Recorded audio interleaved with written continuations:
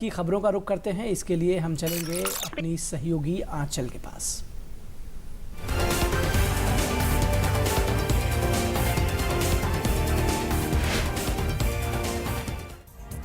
शुक्रिया निखिल और जया। तो कार्रवाई सत्र का आज है तीसरा दिन। कैबिनेट की बैठक भी होगी।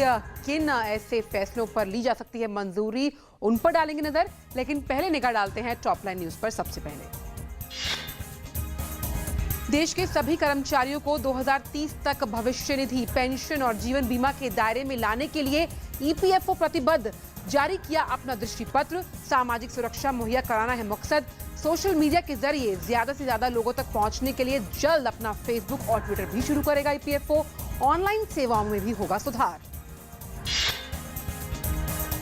राजधानी ट्रेन के जिन यात्रियों का टिकट कंफर्म नहीं हो पाएगा, अब उनके लिए खुशखबरी। एयर इंडिया उन यात्रियों को सुपर सेवर योजना के तहत घरेलू मार्गों पर इकोनॉमी क्लास की ये सुविधा 26 जून से 30 सितंबर तक उपलब्ध करवाएगी।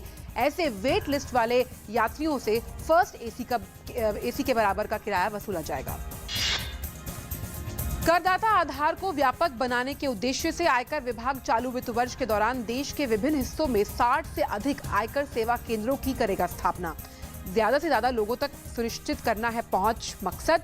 एक ही छत के नीचे करदाताओं के लिए सभी सुविधाएं उपलब्ध होंगी। सीबीडीटी कर रहा है इस योजना पर काम। कर वसूलने में मिलेगी मदद। और अब किसी भी तरह की गाड़ियों का थर्ड पार्टी इंश्योरेंस अपने नजदीक के पॉल्यूशन चेक सेंटर से कराना हुआ आसान। Insurance regulatory and development authority यानी एडा ने इसे दी हरी झंडी। एजेंट्स की बनाई जाएगी एक सेंट्रलाइज्ड लिस्ट। 1 अप्रैल 2015 को जारी गाइडलाइंस के मुताबिक हर इंश्योरेंस कंपनी एजेंट द्वारा किए गए किसी भी सही और गलत कार्य के लिए जिम्मेदार नहीं रहेगी। और आइए अब रुक करते हैं बड़ी खबर का। कैबिनेट की बैठक पर क्या कुछ फैसले आज लिए जा सकते हैं, किन फैसलों पर मंजूरी मिलेगी, आइए उन पर नजर डालते हैं। Model shop and establishment bill को हरी झंडी मिल सकती है।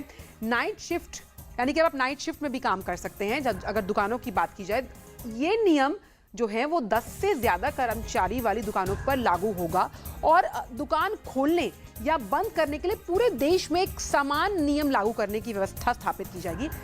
साथ ही कर्मचारियों के लिए जो काम के हालात हैं उन्हें बेहतर बनाने के लिए भी सरकार एक प्रस्ताव पर काम कर रही है। और अंत में राष्ट्रीय खनिज पर्यवेक्षण नीति पर भी मोहर लग सकती है, यानी कि अब मॉल्स और शॉप्स जो हैं वो 24 घंटा खुली रहें, इस पर आज हरी झंडी कैबिनेट लगा सकता है। और रुक करते हैं दूसरी अहम बड़ी खबर का। भारत की अगर बात की जाए तो विश्व आर्थिक मंच ने अपने ताजा मानव पूंजी सूचकांक में भारत को करीबन 105वां स्थान दिया है। ये जो सूची है वो विश्व आर्थिक मंच ने जारी की है। आखिर सूची का मतलब क्या है? इस सूची का मतलब ये है कि शिक्षा के क्षेत्र में या फिर पालन पोषण के क्षेत्र में या फिर अगर आपका प्रशिक्षण का क्षेत्र है उसमें भारत किस पदवी पर काम कर रहा है, ये दर्शाया गया है। खासतौर पे विज्ञान, प्रौद्योगिकी, इंजीनियरिंग करने वाले जो डिग्री धारक हैं वो 7 करोड़ से भी ज्यादा हैं। कहीं ना कहीं भारत में असीम संभावना है, यही मानना है विश्व आर्थिक मंच का भी।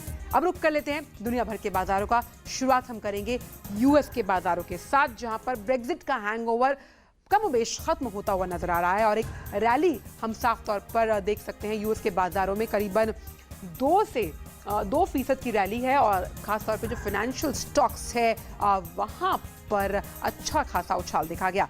अब रुक करते हैं यूरोपियन बाजारों का। लगातार हम देख रहे थे करीबन जब से ब्रेक्जिट हुआ उसके बाद दबाव में थे यूरोपियन बाजार, लेकिन कल संभलते हुए और करीबन देखिए फुत्सी में तो 0.3% का उछाल देखा गया। एशियन बाजारों का भी यही हाल है। अगर एक काउंटर को छोड़ दिया जाए, शंघाई कॉम्पोजिट वो भी सपाट फिलहाल कारोबार कर रहा है, लेकिन सबसे महत्वपूर्ण एसजीएक्स निफ्टी के शुरुआती रिफ्लेक्टर्स हैं जो इशारा कर रहे हैं बढ़त की ओर। और भारतीय शेयर बाजार की अगर बात की जाए तो यहाँ पर भी कल बढ़त के साथ कारोबार हुआ और एफएमसीजी सेक्टर ने रैली को लीड करने का काम किया। ऑटो और मेटल में भी तेजी देखी गई। खासतौर पर आप देखिए 26,524 का लेवल है। कल एक्सपायरी है, किन स्तरों पर एक्सपायरी होगी इस पर रहेगी नजर। लेकिन आज आर्थिक जगत में बस इतना ही। वापस चलते हैं बड़ी खबरों के लिए निखिल और जया के पास।